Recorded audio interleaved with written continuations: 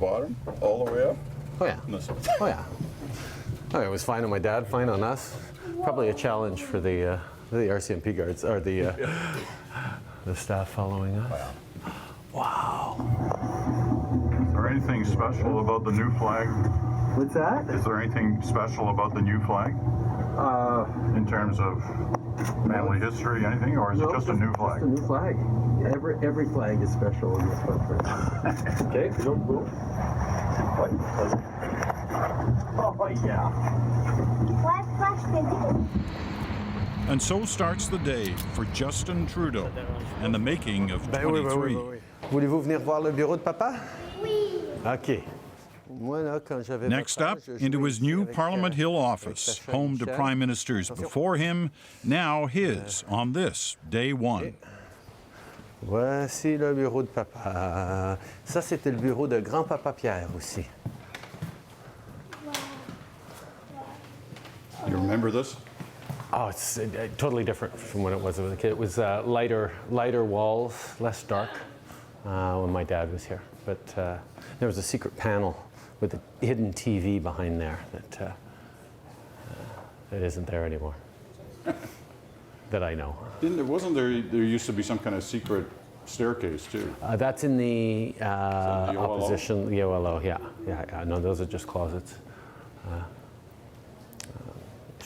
Bookshelves. Sometimes when you go from childhood to adulthood, things that you thought were big look much smaller. Yeah,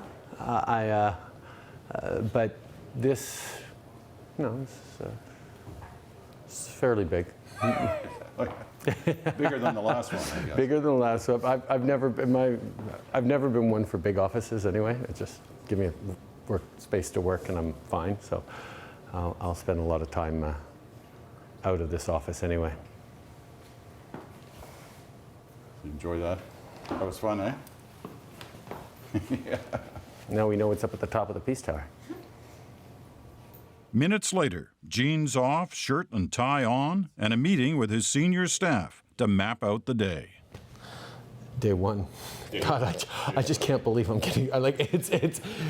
People. Someone asked me last night if I was nervous about today. I'm impatient.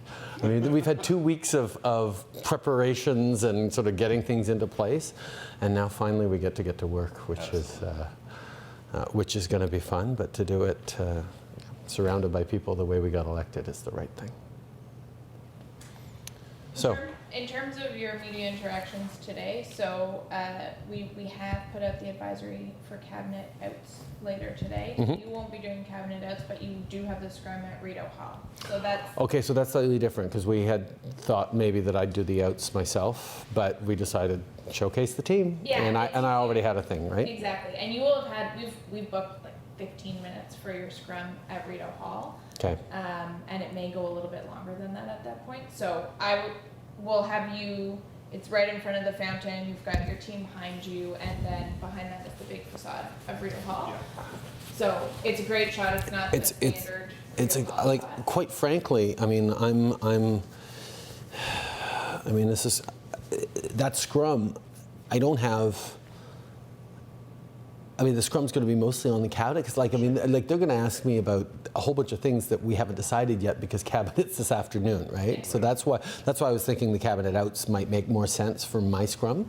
But if we can get the cabinet to do it, and then I'll just answer whatever questions they have as best we. I mean, they know I'm not going to have a lot of direct answers, but I'll do what I can. We have one other small announceable today in terms of the return of the House, yeah. Which I've talked to Dominic this morning about doing at cabinet outs. We can talk about whether or not.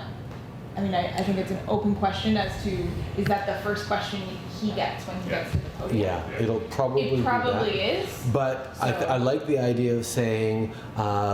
Yes, we're looking at a return in early December, but I want to confirm it with Cabinet before we give an official announcement. We can give it to you right after Cabinet. Excellent. And I think that's both consistent and it's open with... And re-establishing the tradition of ministers, the media knowing when Cabinet is taking place, which sounds like an axiomatic thing, but it is. And re-establishing their access to public officials that you appointed and interaction with. Now, how is the response on doing it down in the foyer? Just so that, I mean, I think that's It's just more orderly for everybody. well, exactly, and like I want ministers to go out there so they can all be there, but just Going too back to your productive. storm, you have a lot to talk about on your team. Oh yeah, no. I have. Gender parity is oh yeah. huge today. You've got some historic, like literally, in terms of breaking ceilings and things, ministers that you're appointing. You should, because there's no statement earlier, right? So that is your opportunity to talk about all of that. Everybody's lined up in rows, 5 rows of 6. So, and there's good gender balance and all of that. Good. That was one other thing I was going to raise on the scrum was the gender parity argument that has been happening. It just frustrates me so. I mean, like the people think they can still get away with the arguments that they're making now against this. I think just calling people's attention to the year is all you really need to say. So, it would be best if you took a couple of seconds off the top just to set the table for the scrum. They're expecting that as well, so you know, a quick opening statement about the team, about the the work we have to do, about change, about the extraordinary people who stepped up to serve. I mean, that's the thing. I mean, in my mind, I mean, you guys heard me a few times throughout the campaign saying, I got this. Right now, they got this, right? I mean, that's the sense I have now. You know, I like these people on Parliament Hill is a big deal. Yeah. And connecting them to the Canadians that are going to be all around, that are already lining up there. Yeah. It's awesome. Every And- hotel room in the city is booked. Yeah, and that's the thing. So if we talked about building a team, building a plan, so team, now they go implement the plan. I think there's a nice parallel there. Okay, good. And then the questions that'll come and sort of more policy stuff, whether it's Syria or anything. I mean, that all. Well, listen, these are things that we're going to start discussing in cabinet, and the ministers will have things to say about that in the coming weeks because they're going to be seized with a lot of very important files. But this isn't going to be a one-man government, and they're Let going me to tell you more about those ministers. Let me tell you. Okay, there's the pivot. How much time do I have to work now? 'Cause I got You've got about 15 minutes, 20 minutes. Okay. Should be an okay day. It'll be an excellent day. Before we leave his office, I spot something near his desk. It's a pen, an old one, that once belonged to Sir Wilfrid Laurier. So the story of the Laurier pen is what? Well, the Laurier pen has been passed on from leader to leader for a few years now, and we've had a lot of leaders over the past few years. But the idea is that this was Wilfrid Laurier's pen, and we've now returned it to the Prime Minister's office. First time it's been back. First time it's been back in the Prime Minister's office in a long while. Starting in a couple of weeks. Time to head to Rideau Hall for the swearing in. And the walk to the car takes us down the hallway reserved for former Prime Ministers' portraits. How? I have a lot of work to do. Earlier today, you touched the frame. Aujourd'hui, il va penser à nous, on va penser à lui. Let's go. I don't know, I'm not a superstitious person, but the first time I walked past this picture on the way back from the speech from the throne after I got elected in 2008, I just touched the frame. Yeah, so I did it again this morning. For me, the big moment today, well, you saw it a couple hours ago when we put up I put up the flag. Now I know that I put up the flag that will be flying at the moment that I became Prime Minister, and that's very cool. We're wearing the same tie. It's slightly different color. I'm going to take a lot of crap for that. Yeah. I just can't wait to see the cabinet. I can't wait to get there and see everyone, and so I've met with them all individually, but seeing them all as a group is going to be fairly awesome. And they're seeing each other for the first time. Yeah, exactly. How do you handle all this? Like what comes with the job? The limo, the arm, bulletproof, bomb-proof, whatever it is. How do you handle that? Because that's not you. No, it's on a certain extent, to a certain level, I take it as a reminder of the responsibility in the office that I now hold. That it's bigger than me because it's not me, not in my natural inclinations. It is something that is broader than that. This is this office that I now hold, this responsibility that I have, goes beyond just me. It touches the country, and that's the angle that I take it on. This isn't for me. This is for the office of the Prime Minister, and that sort of makes sense for me. But constantly being surrounded by it is going to be... When I became an MP, I rapidly realized that with the small at first staff that I had around me, I could focus on the things that I'm good at, that only I can do, and other people could do some of the more annoying stuff that people have to deal with every now and then. But I guess the challenge for you is so much of your success through this campaign that just ended is that you've been sort of out there, with them, whether it was selfies or in the crowds, what have you. And now you're in the bubble. Well, and how do you stay true to that guy who was out there? You say it as if it's a challenge for me. It's not a challenge for me. It's a challenge for the RCMP. Because for me, I know that my job is to stay connected to people and represent them well and serve them well. And you can't do that from locked inside a bubble. And therefore, we're going to, and I'm going to make sure that there are lots of opportunities for me to meet with people, to be outside of this car. A great example is what's going to happen this morning. Part of today will be family as well. How have you explained this to family? Given your background, I mean, you've seen all this as a kid. You walked all those halls. Yeah. And I mean, I'm constantly now thinking of my father's example, my mother's example, not as being Prime Minister, but being a dad, dealing with kids going through this the way, in a way similar to what we had to. I know my father and mother worked extremely hard to keep us grounded, to keep us understanding,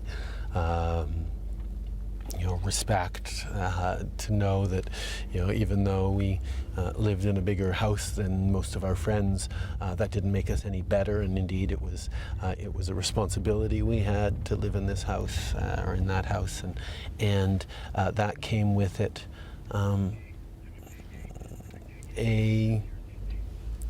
an awareness and a consciousness that I'm working very hard for our kids to understand.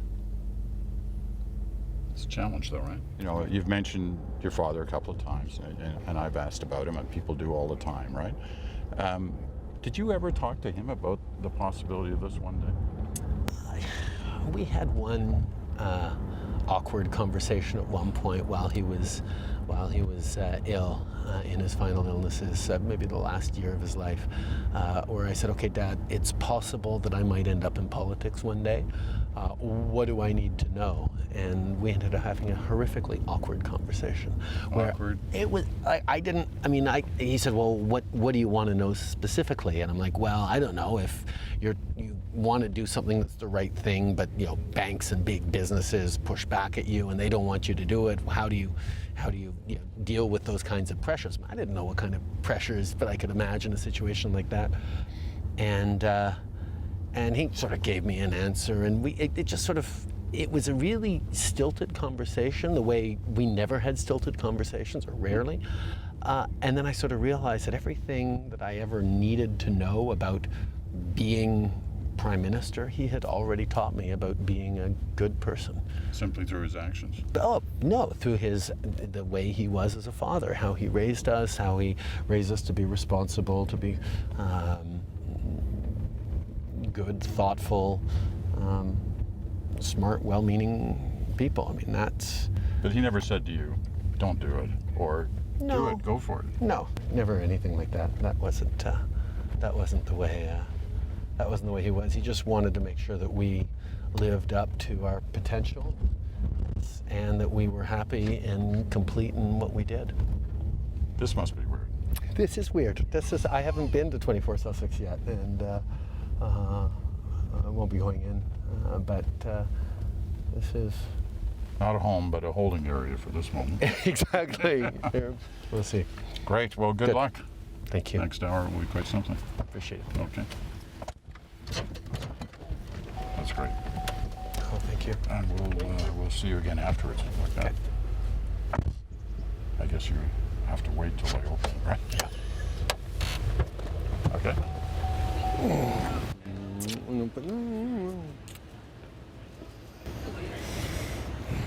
T'es rentré dans la maison? Sans toi? You guys are already in position. Look at this. Patty. Oh, Thank you. Carolyn. You go fast. Okay, don't get me going. Okay, you cried enough there.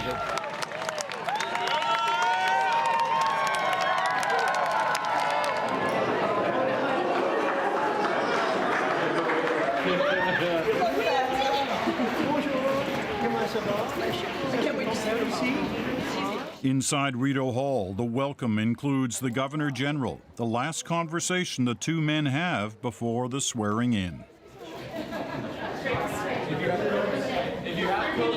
Later, it was like going to camp when the new ministers and their leader hit the bus for the ride to their first cabinet meeting.